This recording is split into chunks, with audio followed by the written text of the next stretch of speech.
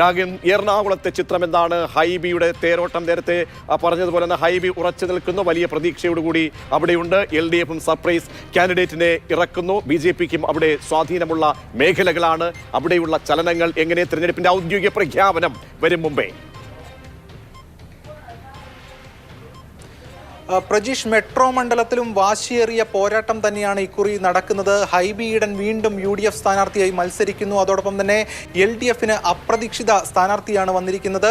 KJ ഷൈനെയാണ് LDF സ്ഥാനാർത്ഥിയായി നിശ്ചയിച്ചിരിക്കുന്നത്. KJ Shine ചെയ്യുമോ എന്നതാണ് ചോദ്യം. അതോടൊപ്പം തന്നെ ഹൈബി വീണ്ടും വിജയം കൂടി പാറിക്കുമോ എന്നതൊക്കെയാണ് ചോദ്യം. ഇതുവരെ നിശ്ചയിച്ചിട്ടില്ല. കഴിഞ്ഞ തവണ അൽഫോൺസ് കണ്ണന്താനമായിരുന്നു BJPയുടെ സ്ഥാനാർത്ഥി. ഇക്കുറി പല പേരുകളുമൊക്കെ ചർച്ചയിൽ വന്നിരുന്നു. AN രാധാകൃഷ്ണൻ, അതോടൊപ്പം തന്നെ KS രാധാകൃഷ്ണൻ ഉൾപ്പെടെയുള്ള ചർച്ചകളിലുണ്ട്. പക്ഷേ എറണാകുളത്തെ സ്ഥാനാർത്ഥിത്വം BJP ഇതുവരെ പ്രഖ്യാപിച്ചിട്ടില്ല. സ്ഥാനാർത്ഥി കൂടി വരുന്നതോടുകൂടി കളം നിറയും. എന്തായാലും ഈ രണ്ട് സ്ഥാനാർത്ഥികളും UDFന്റെയും LDFന്റെയും സ്ഥാനാർത്ഥികൾ കളം നിറഞ്ഞുള്ള പ്രചരണ തിരക്കിലാണ് ഇപ്പോൾ. ഇന്ന് രാവിലെയും നമ്മൾ LDFന്റെ സ്ഥാനാർത്ഥിയെ കണ്ടിരുന്നു. അതോടൊപ്പം തന്നെ UDF സ്ഥാനാർത്ഥിയൊക്കെ കഴിഞ്ഞ ദിവസങ്ങളിൽ കണ്ടിരുന്നു. ആ സ്ഥാനാർത്ഥികളൊക്കെ തന്നെ വലിയ തോതിൽ പ്രതീക്ഷകളുമായി മുന്നോട്ട് നീങ്ങുകയാണ്.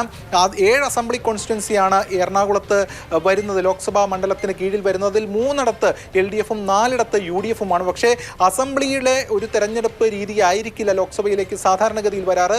എല്ലാ തവണയും കോൺഗ്രസിന് വലിയൊരു അപ്രമാദിത്വം നൽകുന്ന ഒരു മണ്ഡലമാണ് എറണാകുളം.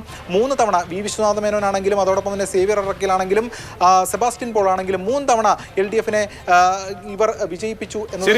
അങ്ങനെ UDFന് വ്യക്തമായ ഭൂരിപക്ഷമൊക്കെ തന്നെ അല്ലെങ്കിൽ പിന്തുടർച്ച അവകാശപ്പെടാൻ കഴിയുന്ന ഒരു മണ്ഡലമാണ് എറണാകുളം.